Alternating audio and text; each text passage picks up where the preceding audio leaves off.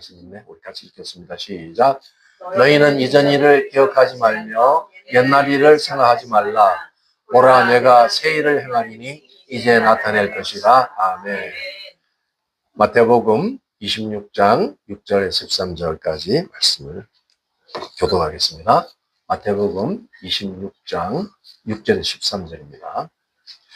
예수께서 베다니 나병 환자 시몬의 집에 계실 때에 한 여자가 매우 귀한 향유 한 옥합을 가지고 나와서 식사하시는 예수의 머리에 부으니 제자들이 보고 분개하여 이르되 무슨 의도로 이것을 허비하느냐, 이것을 비싼 값에 팔아 가난한 자들에게 줄 수 있었겠도다 하거늘 예수께서 아시고 그들에게 이르시되 너희가 어찌하여 이 여자를 괴롭게 하느냐, 그가 내게 좋은 일을 하였느니라.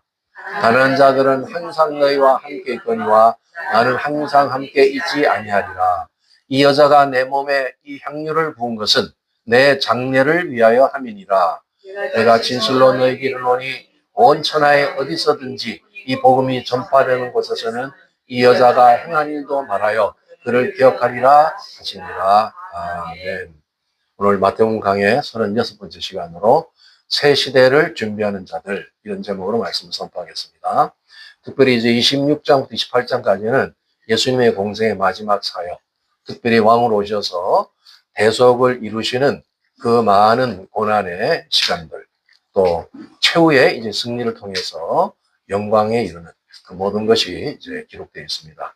그래서 오늘 26장 전반부를 다룰 텐데, 그 새로운 역사, 이제 하나님이 예비한 새로운 그 나라, 그 역사, 새 언약을 위해서 무엇을 준비할까? 그 준비하는 데서 이제 오늘 말씀을 같이 나누게 되겠습니다. 오늘 이제 예수님이 마지막 그 사역을 이루는 것은 온 인류를 위해서는 바로 구속의 사역이고, 또 영적 세계를 봐서는 어둠의 영, 그 사단의 나라를 무너뜨리고 이제 하나님 나라가 이 땅에 다시 확장되는 그런 놀라운 일을 이제 준비하게 됩니다. 그러나 이 새 나라를 준비하는 그것은 반드시 십자가를 통과해야 되는 거죠. 예수님은 마지막 그 고난의 십자가를 정말 이렇게 믿음으로 이제 돌파해 나가면서 이제 우리가 그 대열에 서서 이제 우리가 구원받은 이후에 바로 주님과 함께 그 나라를 이루는 그런 우리의 사명을 갖고 있습니다. 오늘 이 장면에는 그 십자가를 통과해야 되는데 이 십자가를 위해서 어떤 사람들이 어떻게 반응하고 있는가, 이걸 이제 한번 요약해서 정리가 됩니다. 한번 이제 넘겨보시면 이 주님의 구속, 주님의 십자가를 준비하는 사람들의 세 유형이 있는데, 하나는 끝까지 원수 노릇하는, 이 하나님의 구속 사역을 방해하는 이 원수들이 있어요. 그게 바로 그 당대에 가장 경건해야 될 대제사장들, 또 종교지도자들, 특별히 이제 바리새파, 또 사두개파, 서기관, 율법사, 이런 사람들이 그 가장 최고의 그 신앙을 유지해야 되는데, 참 안타깝게도 이때는 종교가 타락하고 유대교가 최고의 그런 타락한 모습으로 있었을 때니까 이들은 자들의 그 교권을 위해서 예수님이 새로운 그 복음을 전하고 하나님 나라를 가져왔을 때 그걸 철저히 방해하고 어떻게 하면 예수님을 죽일까, 이 모의라는 원수들이었습니다. 그래서 이제 예수님이 12제자를 12사도를 훈련시키는 과정에서도 가룟 유다라는 인물은 잘 나가다가 정말 이제 예수님의 그 재정도 담당하고 또 이 사도로 이름을 부르고 능력도 나타냈던 가룟 유다가 마지막 그 탐욕의 그 욕심을 결국 통과하지 못하고 이제 배반하는, 예수님을 파는 이런 원수로 등장하고 있다는 거죠. 참 안타깝죠. 오늘 우리가 읽은 이제 이 본문에는 마리아라는 인물이 등장합니다. 마리아가 그가 크게 아끼는 자기의 재산 1호를 이제 완전히 예수님 앞에 드리는 헌신한 장면이 나오죠.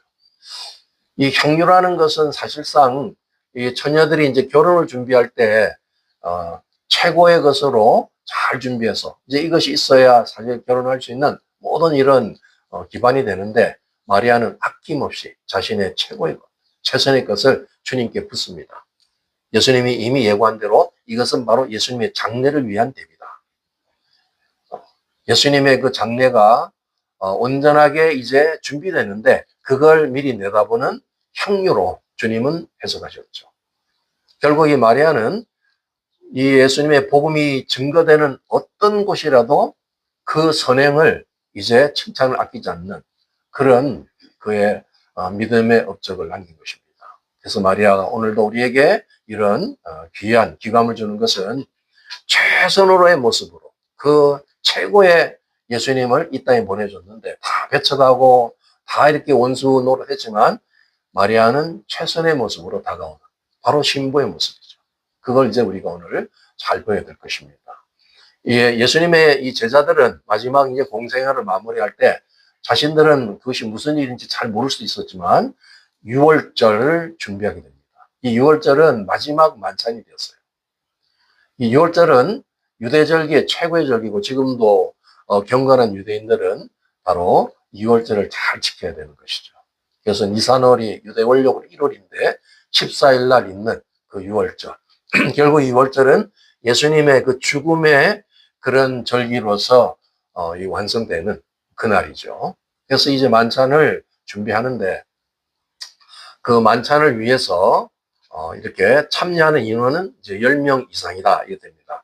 그게 이제 이 히브리 원어로 보면 그 문자마다 그 다 숫자가 있는데 야훼라는 단어 있죠. 또는 뭐 여호와 야훼 이 단어를 히브리 문자로 쓸 때 그 요드라는 단어가 첫자가 나옵니다. 근데 문자 수로 봤을 때 10번째 문자예요. 그러니까 이스라엘 사람들도 10명이 차야만 여호와의 이름을 부를 수 있는 여호와의 영광을 나타낼 수 있는 걸 얘기합니다. 그래서 최소 인원이 10명이에요. 10명이 안 되면 6월절 준비가 안 되는 거죠. 오늘 우리는 6월절이 안 되는 거예요. 10명이 차야 돼요. 최소 인원이에요. 근데 이제 12제자가 다 참여했으니까 예수님까지 13명이 마지막 만찬을 그렇게 준비한다고 합니다. 그래서 이 경건한 6월절 행사 중에서 이제 예수님은 6월절에 어린 양이기 때문에 실제 유대 절기에서 어린 양을 잡는 의식이 있어요. 그러나 이거는 하지 않게끔 합니다. 이건 벌써 이제 암시죠. 내가 6월절에 희생양이라는 걸 암시해요. 다른 6월절 만찬은 어린 양을 잡아야 됩니다. 미리 잡고 준비했다가 이제 14일 날 이렇게 같이 구워서 먹게 되는데 그건 없어요. 그러면서 이제 만찬 준비를 하는데 오늘날도 그 6월절을 이렇게 해서 구약의 절기에 맞춰가지고 저런 이제 식탁이 준비되는 겁니다. 어떤 분들은 이제 그거를 제한하기 위해서 크리스천인데도 6월절 만찬을 하시는 분들이 있어요. 뭐 하는 건 나쁜 건 아닙니다. 그래서 이제 보면 거기에 이제 구운 양고기, 반드시 고기를 구워야 돼요. 구운 양고기 이제 한쪽에 올라와 있죠. 순서대로 보면 그 다음에 이제 두 번째가 어디 갔노? 여기 있네. 마자 무교병. 원래 이스트가 없는 누룩 없는 빵이죠. 저것을 이제 준비해야 되고 저 마자를 가지고 나중에 이렇게 그 전체 이 절기의 그 리더가 되는 분이 그 반쪽을 잘라가지고 이제 숨기고 뭐 이러는 어떤 의식이 있습니다. 그게 이제 주님 오시는 그 때를 암시하는 그런 또 행사가 있는데 이 모든 절기 안에는 예수 그리스도가 초점이 맞춰지고 예수님의 오심 또 다시 오심 이런 걸 이제 준비하는 것입니다. 그 세 번째 이제 보면 거기에 쓴나물이죠. 그 이스라엘이 애굽에서 그 쓰디 쓴 그 경험 노예 생활의 그 쓰디 쓴 경험을 잊지 말라고 하는 그 쓴나물 먹습니다. 좋은 나물도 많고 뭐 콩나물도 먹으면 되는데 그거 안 먹습니다. 쓴 걸 먹어요. 그게 아주 입에 넣어서 막 아주 씹으면서 옛날을 추억하고 다시 우리는 노예로 살지 않겠다 이런 결단하는 거죠. 그 다음에 이제 네 번째가 이제 포도주죠. 그 포도 주스인데 포도주를 먹을 수도 있는데 4잔을 먹습니다. 잔을 4잔을 먹어요. 다 저기 의미가 있어요. 이제 앞으로 예수님이 마지막 만찬하시면서 나는 이 땅에서는 포도주를 안 먹겠다. 그러나 이제 마지막 하늘에 가서는 먹을 것이다. 얘기하는 그 잔이 있죠. 다 의미가 있습니다. 그 다음에 이제 5번째, 하로셋이라는 게 있죠. 하로셋. 저게 그, 지금 말하면 소스예요. 굉장히 이렇게 달콤한 소스인데, 이 하로셋은 어떤 상징이냐면, 예수님이 그 제자한테 이제 배신을 당하죠. 특별히 뭐, 베드로도 부인하긴 했지만 배신까지는 아니죠. 부인했지만 그러나 가룟 유다가 와서 키스를 하면서 이 키스는 굉장히 달콤한 거잖아요. 그렇죠? 그래서 최고의 이런 인사인데 와서 키스하고는 배신했단 말이에요. 그래서 하루 셋이 그걸 상징합니다. 달콤한 소스인데 달콤한 배신을 당했다. 예수님이 이제 배신당할 것을 늘 저걸 먹으면서. 그래서 뭐 이렇게 채소에도 발라먹고 고기도 발라먹고 할 수 있는 거예요. 그 다음 여섯 번째는 푸른 잎 채소. 푸른 채소가 이제 상추 비슷하게 생겼죠. 저것을 이제 먹고. 그 다음에 일곱 번째는 소금물. 소금물도 이제 같이 곁들이고 이제 이렇게 돼요. 다 정결 상징이고. 그 다음에 삶은 계란이 있고. 뭐 이게 이제 기본적인 한 세트인데 저걸 경건한 유대인들은 6월절 의식으로 반드시 먹게 돼 있습니다. 그게 이제 상징하는 바가 있지만 우리는 예수님이 이것을 통해서 계속 6월절 만찬을 하라고 하지 않고 오늘 말씀을 이제 쭉 보다 보면 이 성만찬 의식으로 이거를 바꾸게 돼요. 그래서 이제 그 이후에 예수님께서 그 가룟 유다가 이제 배신할 걸 미리 예고하죠. 같이 만찬에 참여하고 있는 그 제자 하나가 배신할 것을 예고하고 있고, 그 다음에 이제 이걸 가지고 더 업그레이드 한 게 오늘 우리가 하고 있는 성만찬입니다. 예수님이 6월절 의식이지만 저 만찬을 더 발전시켜서 성만찬으로 만든 거예요. 이제 한번 그 구절을 같이 읽겠습니다. 넘겨보시면 26절부터 한번 한 목소리 읽겠습니다. 시작. 그들이 먹을 때에 예수께서 떡을 가지사 축복하시고 떼어 제자들에게 주시며 이르시되 받아서 먹으라. 이것은 내 몸이니라 하시고 또 잔을 가지사 감사하기도 하시고 그들에게 주시며 이르시되 너희가 다 이것을 마시라. 이것은 제사함을 얻게 하려고 많은 사람을 위하여 흘리는 바 나의 피, 곧 언약의 피니라. 그래서 항상 이제 우리 성경을 보면 이제 구약과 신약, 옛 언약과 새 언약, 뭔가 약속과 성취 이런 게 있죠. 예수님은 이제 구약을 완성하러 오신 분이시고 모든 절기를 완성하셨고 또 그분은 율법을 완성하신 그런 분이시죠. 그래서 어떤 분들은 유대인들이 6월절 이미 지나갔지만 그렇게 되면 막 그냥 열심히 하니까 그리스도인들도 그 6월절 행사에 참여해야 되지 않나 해가지고 막 프로그램 하신 분이 계세요. 뭐 이제 히브리적 사고 방식 이런 걸 배우다 보면 절기가 중요한 걸 알죠. 6월절은 특별히 이스라엘 백성한테 너무 중요한 거고 구원사적인 그런 절기니까 그걸 이제 해야 된다 막 이렇게 주장하지만 예수님은 이제 앞을 내다보고 그것을 완성해 놓은 게 성만찬이거든요. 우리가 이제 매주 그동안에 이제 못했다가 매주 성만찬 하는 것은 굉장히 의미가 있는 것입니다. 예수님이 딱 두 가지 의식을 지키도록 했어요. 하나는 성만찬이고 또 하나는 뭐예요? 예, 세례, 침례. 그건 반드시 해야 돼요. 물론 이제 침례를 안 받았다 해서 꼭 구원받았다 이렇게 얘기하는 건 아니지만 침례를 안 하면 구원 못 받는다 막 이렇게 주장하는 거는 조금 어폐가 있지만 그러나 침례는 중요한 거예요. 예수님하고의 관계를 맺을 때 그와 이제 성만찬인데 성만찬은 수시로 하는 거예요. 사실은. 그래서 모일 때마다 초대교회도 성만찬을 했었죠. 이 성만찬의 유래를 만들었기 때문에 꼭 이 6월절 만찬을 안 하더라도 우리는 성만찬을 하면 더 완성된 걸 가지고 하는 거예요. 물론 이제 굉장히 이게 짧은 시간 하니까 이게 조금 먹은 것 같지도 않고 뭐 그렇지만 저 음식으로 이렇게 먹는 것 조금 차이겠지만 그 의미가 중요한 거죠. 그러니까 여러분이 이제 너희들은 왜 6월절 만찬 안 하냐 그러면 우리는 성만찬 해 이렇게 하면 되는 거야. 그러니까 또 사다가 막 양고기 잡고 막 이렇게 안 해도 되는 거예요. 성만찬 안에 주님이 핵심적인 6월절을 완성한 예수님의 바로 살과 피를 우리가 경험하고 있는 거죠.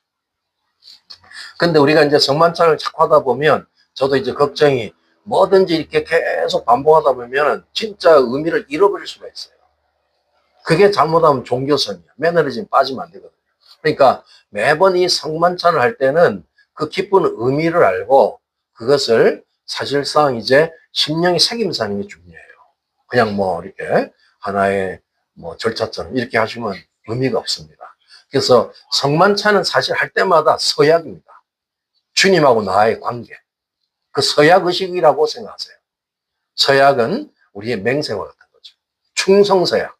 내가 이제 주님 앞에 주님의 온전한 제자로서 또는 신부로서 하나님의 자녀로서 나는 충성 맹세합니다. 이런 자세로 이것을 하는 것이 성만찬의 더 귀중한 의미입니다.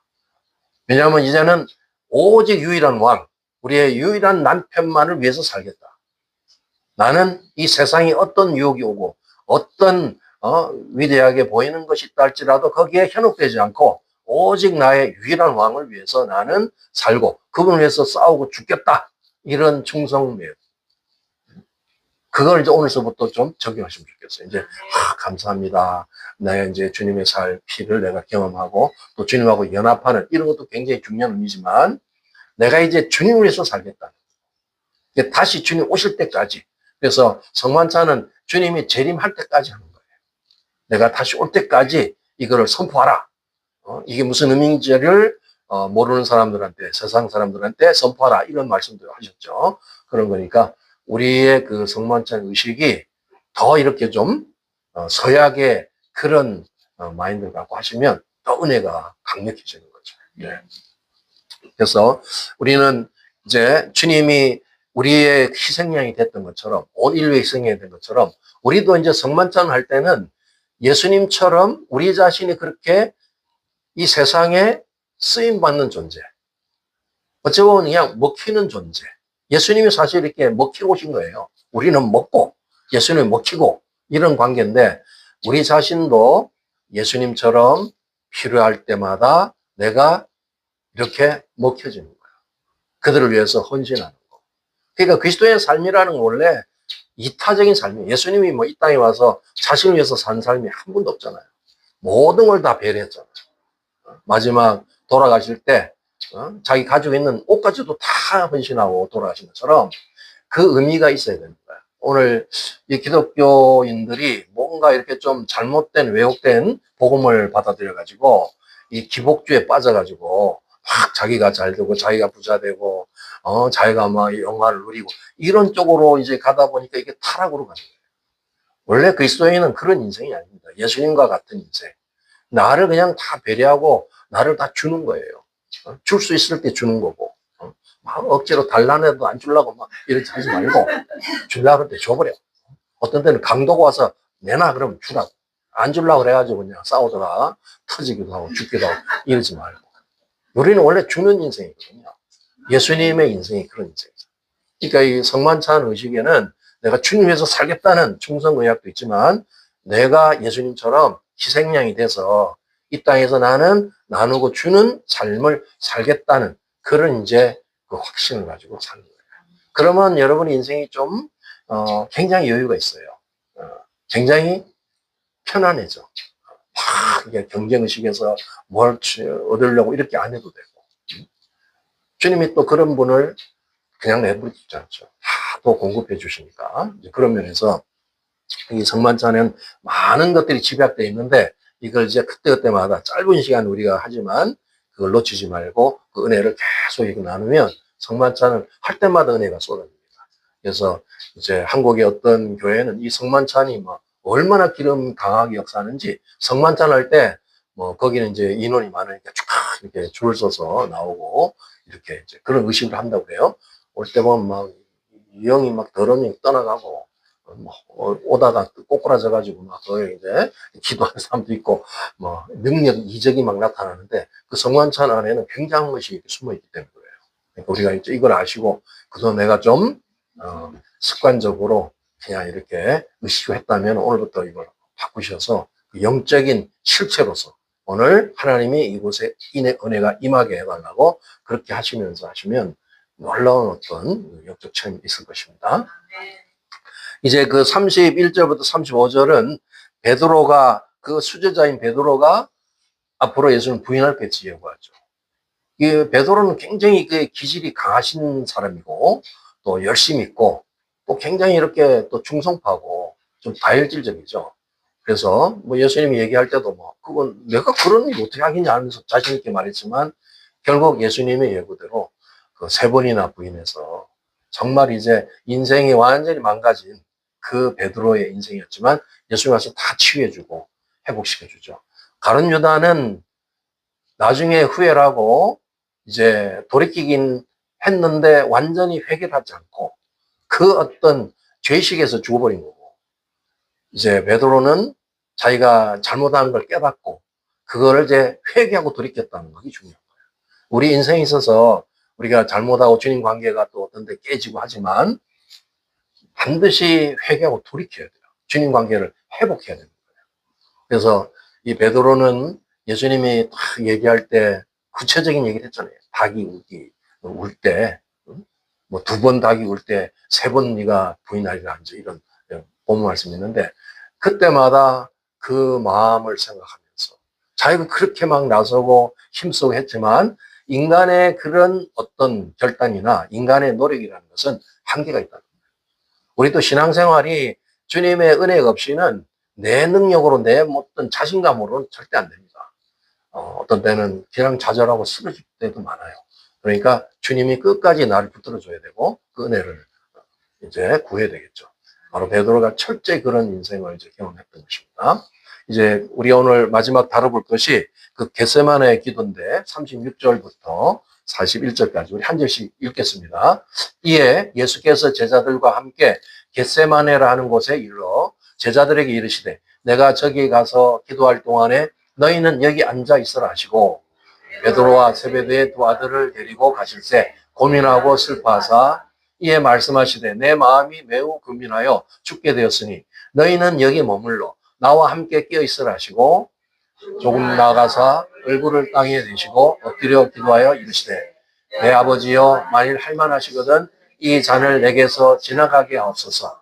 그러나 나의 원대로 마시옵고 아버지의 원대로 하옵소서 하시고 제자들에게 오사 그 자는 것을 보시고 베드로에게 말씀하시되 너희가 나와 함께 한 시간도 이렇게 끼어 있을 수 없더냐. 시험에 들지 않게 기도하라. 마음에는 원이로되 육신이 약하도다 하시고. 그래서 쭉 얘기가 나오죠. 예수님이 이제 자주 이렇게 습관적으로 기도했던 곳이 바로 겟세마네 동산입니다. 이제 감람산에 있는 그 동산이죠. 그 겟세마네 동산이 이제 마지막 그 최고의 아름다움, 그러면서도 정말 조금 처절한 기도를 하시는 그 장면, 여기 이제 기록되어 있는데, 이 겟세마네라는 저 말 뜻이 그 즙을 짜는, 기름을 짜는 틀이란 뜻이에요. 이 올리브산, 감람산이 올리브지요. 올리브에 많은 나무들이 있고 거기에 올리브 열매가 맺히면 저 이제 틀에다 넣어가지고 열매를 아주 잔혹하게 짜야 돼요. 그래야 기름이 나와요. 우리는 그 올리브 기름을 먹고 건강을 유지하잖아요. 그 짜는 거 어떤 그 정도에 따라서 그게 이제 1급 있고 2급 있고 그 값이 틀려지는 거야. 근데 확 짤수록, 확실히 짤수록 좋은 기름이 되는 거예요. 그래서 겟세마네의 기도라는 건 바로 예수님이 완전히 그 틀에 들어가가지고 완전히 심령이 그 고난을 받는 그 기도. 완전히 심령이 짜지는. 그래서 아름다운 열매가 나오는 그 기도. 그거예요. 고통의 시간이 있어야 열매가 나오는 것처럼 예수님이 저 처절한 기도를 통해서 바로 하나님 나라를 완성하고 구속의 사역을 완성하고 우리에게 행복한 구원이 주어지는 거예요. 그래서 이제 예수님도 인성, 육체로 왔으니까 얼마나 그 어떤 그 죽음이라는 것이 또 육체의 고통이 얼마나 그 괴로웠겠어요. 예수님도 똑같이 우리가 느끼는 겁니다. 그러나 그거를 이제 감당할 수 있는 마지막 그 처절한 기도의 모습, 그게 이제 겟세마네에서 조명되고 있죠.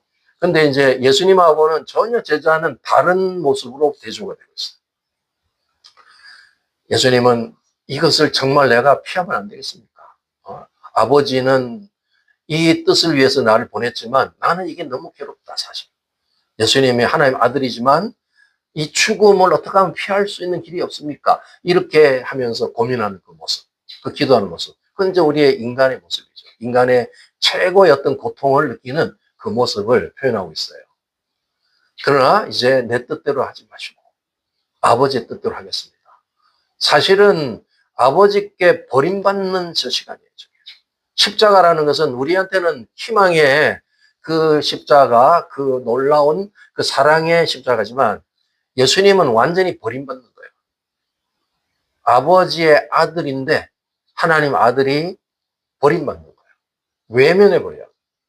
그래야지 그 죽음에 갈 수 있기 때문이죠. 그런 모습이니까 얼마나 그게 영적으로 그 고통이겠어요. 그 정신적인 육체의 고통뿐만 아니라 하나님의 버림받는다는 그 정신적인 고통까지도 아픔이 있는 거예요. 우리가 사실 육체의 고통은 좀 견딜만 해요. 처음에는 고통스럽죠. 자꾸 이렇게 고통이 오면 그냥 또 대충 넘어가요. 제가 옛날에 좀 맞아보니까 그렇더라고요. 처음에는 맞을 땐 좀 아파. 근데 계속 때리면 좀 별로 안 아파. 맞을만 해. 근데 이 정신적인 고통이 이것은 사람이 스트레스는 사람을 아주 말라 죽이는 거예요. 이건. 여러분 이제 정신적 고통 이거는 빨리 이겨야 되는 거예요. 그 주님이 양쪽 고통을 다 경험하는데 그 기도의 모습에서 처절한 이 정신의 고통 있죠. 이런 것을 표현하고 있어요. 근데 제자들은 물론 이제 밤이니까 피곤하기도 했지만 예수님이 그렇게 처절한 모습에 비하면은 너무 태평해. 그냥 푹 자고 있어. 졸려가지고 그냥 다 자고 있는 피곤한 모습을 보게 됩니다. 결국 그 모습 때문에 이 다가오는 지금 큰 사건이 있는데 이 마지막 얼마나 큰 사건이에요. 영적으로 봐서는 영적 전쟁이요. 사단이 이제 아주 막 발악을 하는 그 사건에 다 시험에 빠지고 말아요. 하나같이 다 도망가 버리고. 예수님 3년 반 동안 그렇게 공들였는데 다 도망가 버려요. 물론 이제 요한은 이렇게 몰래 이렇게 옆에서 지키고 있고 그렇지만 대부분은 다 이제 이 시험을 이기지 못해요. 그거는 겟세마네 마지막 밤 기도에서 실패했어요. 그때 같이 깨어서 예수님이 3명 그 수제자를 데려갔지만 세 제자도 다 졸았어요. 그러니까 이 기도라는 것이 사실 우리가 이제 이렇게 편할 때 하는 기도와 처절할 때 하는 기도는 전혀 다른 모습입니다. 평소에 기도를 훈련하고 기도를 잘 이렇게 분량을 쌓아 놓는다는 것은 우리의 그 연약성을 돌파하는 이것이 비결이기 때문에. 여러분이 이제 그냥 살만하니까 대충 이렇게 살죠. 기도도 그냥 하는 동 마는 동 이렇게 하잖아요. 그러면 사람이 처대를 보세요. 할 수 있는 게 뭐가 있어요? 오직 기도밖에 없어. 그래서 이 기도는 우리에게 정말 하나님 주신 귀한 도구예요. 그래서 평소에 이 기도를 잘 훈련하시고 기도 분량을 쌓고 그렇게 하시면 앞으로 오는 이런 환난과 시험을 내가 능히 이길 수가 있어요.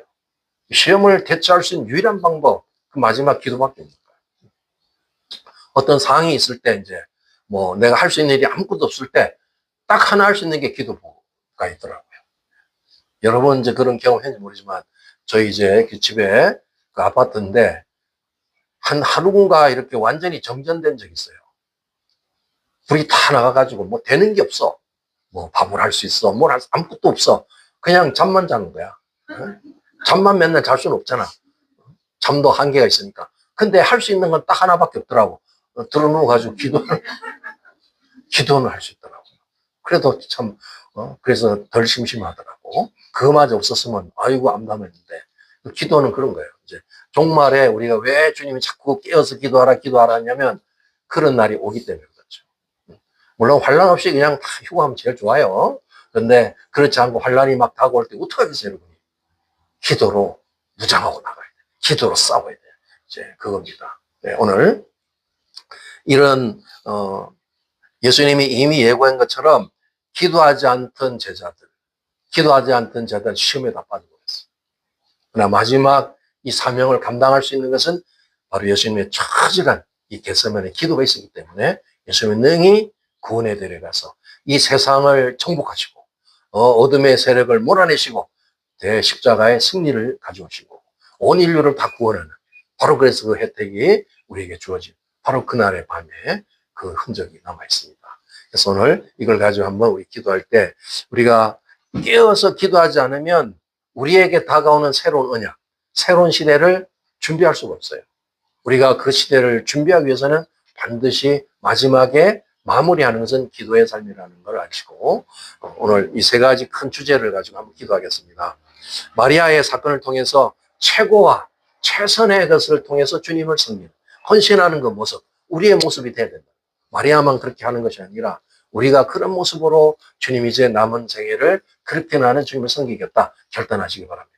또 이제는 주를 위해서 내가 살고 죽겠다는 충성서약, 그런 충성의 성만찬, 이게 형식의 성만찬이 되지 않고 그런 충성의 성만찬이 우리에게 이루어질 수 있게 해달라고 실천해달라고 기도하시고, 또 마지막 제자들이 실패했던 것처럼 예수님은 승리했지만 그 깨어 기도하는 것, 이걸 통해서 시험을 이기고 다가오는 많은 환란을 우리가 대비하고 새 시대를 완성하게 해달라고, 오늘 이제 그 동부에서는 250주년 미국 이 독립을 이제 기념도 할 뿐만 아니라 그동안 너무 이 정체된 미국의 교회들, 쇠퇴한 이 교회들 다시 하나님 앞에 재헌신하고 이제 이 미국을 다시 사용해 달라고 주 앞에 간절히 기도하는 그런 기도 모임이 지금 진행되고 있습니다. 우리도 합심해서 이 미국, 또 우리가 이 땅에서 이제 미국 시민이 된 사람들도 있고 아닌 사람도 있지만 내가